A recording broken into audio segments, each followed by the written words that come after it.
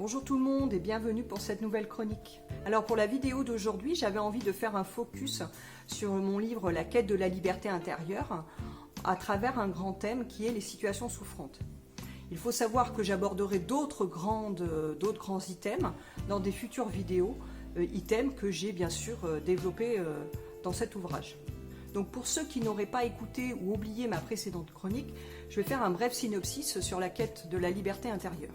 Donc je rappelle que ce livre explore en détail le processus de mon cheminement spirituel, processus élaboré par mes soins.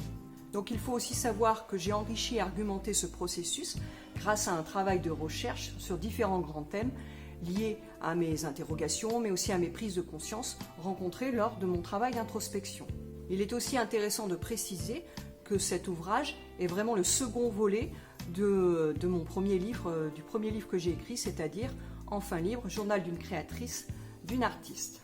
Alors je tiens à apporter une précision importante, que c'est un livre d'accompagnement. Et en ce sens, il vous donnera des clés sans forcément ouvrir des portes.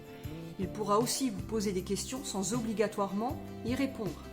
Il émettra aussi des hypothèses sans forcément toujours les résoudre. Si j'ai fait le choix d'agir de la sorte, c'est vraiment pour permettre au lecteur de prendre en charge son propre épanouissement, sa propre évolution et d'en conserver ainsi la précieuse élaboration. Donc comme je vous le disais précédemment, je vais à présent vous parler des situations souffrantes. Alors il faut savoir que les situations souffrantes sont la résultante de l'état des lieux. Moi-même, j'ai beaucoup réfléchi et travaillé sur mes propres situations souffrantes pendant mon travail d'introspection. Alors je vais tout d'abord définir ce qu'est une situation souffrante. Une situation souffrante est une situation dans laquelle on fonctionne bien plus qu'on ne vit, et ce malgré les apparences. Il faut aussi savoir que dans ces situations, on peut éprouver des malaises tenaces ou passagers selon les circonstances, avec des symptômes qui peuvent être d'ordre physique, tels que des maux de tête, des maux au ventre, de l'insomnie, et ou psychologiques, qui peuvent se traduire par du stress, de l'anxiété, mais aussi de la déprime. Il faut aussi savoir que ces situations souffrantes peuvent avoir un caractère répétitif. Il est important de préciser que dans la mesure où toute exploration médicale n'ont rien révélé, elles sont vraiment l'illustration de problématiques non résolues. Donc il faut savoir que les situations souffrantes se caractérisent de différentes façons. Donc là je vais vous en citer deux exemples, mais vous pouvez en retrouver de nombreuses illustrations dans mon ouvrage. Donc une situation souffrante peut être une conjoncture dans laquelle vous vous enfermez, mais aussi dans laquelle vous êtes prisonnier sans forcément que vous vous en rendiez compte. Il est possible que ces conjonctures fassent tellement partie prenante de votre quotidien et de vos manières d'agir que vous les banalisez. Je vais à présent vous donner un exemple. Vous devez participer à un repas de Noël en famille, et puis la veille, vous n'avez pas très bien dormi, vous avez des maux de ventre, et là vous vous dites « bon, de toute façon ça va passer, et puis c'est la tradition, et on a toujours fait comme ça, il n'y a pas de raison ». Alors il faut savoir que je nomme, moi, ces éléments de langage employés des résistances en fait. Donc je vais aborder à présent un deuxième exemple. Une des facettes de ces situations souffrantes est que vous puissiez y demeurer tout en ayant pleinement conscience de vos tourments. Vous n'êtes pas ou plus en capacité de vous extraire de ces circonstances, et ce malgré les afflictions profondes qu'elles vous engendrent. Donc pour illustrer ce point, je vais reprendre mon propre exemple d'une de mes situations souffrantes qui était ma recherche d'emploi. Et pour rappel, cette recherche d'emploi a duré 7 longues années et elle a été hyper violente et très douloureuse. Donc cette recherche d'emploi a été composée d'échecs, d'espoirs déçus, mais aussi de batailles, de recours vains auprès de médiateurs, mais aussi auprès d'élus, et aussi d'un dépôt de plainte classé sans suite à de la discrimination vis-à-vis de mon handicap. J'ai aussi bénéficié d'un suivi désastreux de la part de Cap Emploi, qui est le pendant handicap de Pôle Emploi. Entre autres, cette personne me demandait de ne pas aborder mon handicap dans le cadre d'entretiens d'embauche.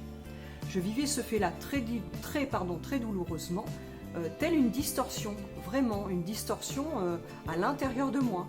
Ce n'est bien plus tard que j'ai compris, lors de mon travail d'introspection, qu'agir ainsi sous-entendait de nier mon identité. En effet, comme j'ai l'habitude de dire, mon handicap étant de naissance, il est moi et je suis lui. Mon handicap fait donc pleinement partie de mon identité. Donc, pour reprendre le postulat de départ de ma situation souffrante, vous comprendrez bien que dans cette situation, j'étais incapable d'agir parce qu'écrasée par toute cette violence. Donc pour conclure, pour travailler autour de vos situations souffrantes, il est important d'en discerner les symptômes ainsi que les caractéristiques qui s'y rattachent. Quand est-ce que vous avez mal à la tête? À quel moment? Lors de quels événements? Éventuellement à quelle date? Il faut aussi savoir qu'écarter ou banaliser une situation souffrante, c'est prendre le risque que vos symptômes s'amplifient, voire que d'autres s'adjoignent au premier à plus ou moins long terme.